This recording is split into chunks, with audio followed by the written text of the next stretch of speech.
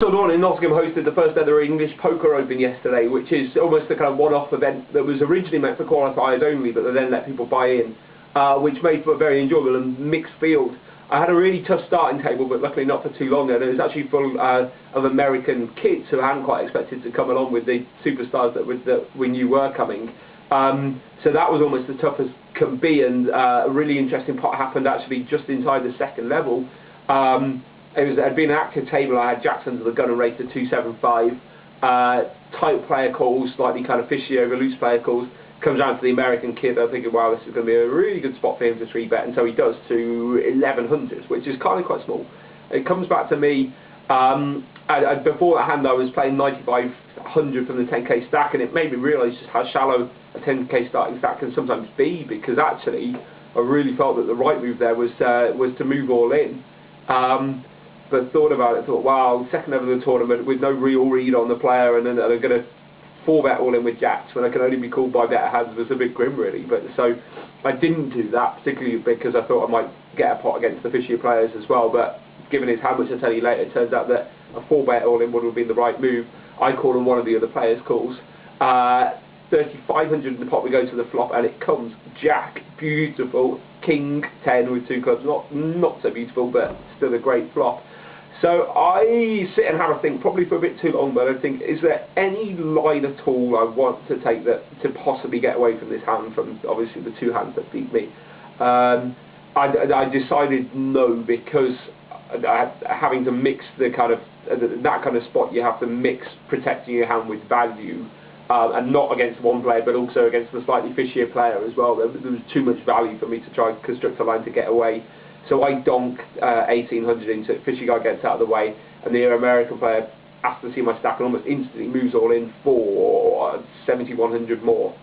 And his side really didn't like it, and I thought through his hands, King Jack 10, I've got a set of Jacks, and I felt pretty sure he's not doing that with aces, because he must know that I've highlighted a lot of strength in my hand. He's not doing that with ace king, he's not turning queens into kind of some very thin bluff. It really felt like he had 1 of 3 hands, ace queen for a straight, kings which beat me, or 10s which I can beat. If those hands are equally likely, the odds were too good to call, but I called kind of with a really bad feeling, and that was proved right as he turned over ace queen for the straight, but at least that wasn't as bad as turning over pocket kings. Turn queen, please give me a split pot, or how about a jack on the river for a really lucky start. I think it would be rotten to go out on the hand, but a really lucky way to get up to 20k. Even better, a table change soon, although that table was pretty tough, and bizarrely I think for most of the day I was probably the oldest player on the table, which just proves how much poker's changed and how old I've got, obviously. Lots of 3-betting, and it made for a really interesting day. And after about 4 hours I'd hit lucky flops and actually had a good spot on the table because I was on the right of Jamie Brown and Carl, the two most active players.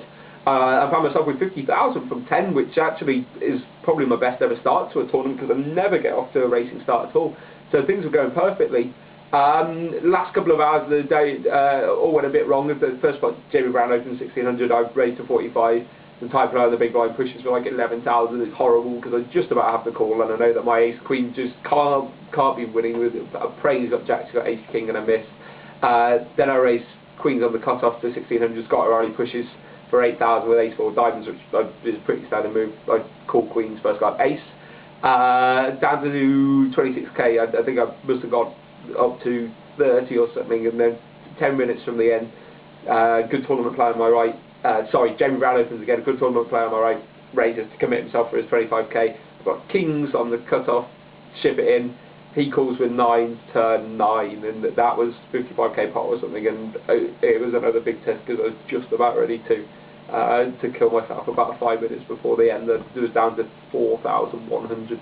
Bizarrely, in the last 5 hands, I had spots to move in on 4 of them. I only got called once, so ace queen against queen 10, and managed to survive that one. So bizarrely, 4,000 became 19 in the last few minutes of the day, which is a massive consolation. So go back to today with that, and there'll be an update, whatever happens today. Okay, bye.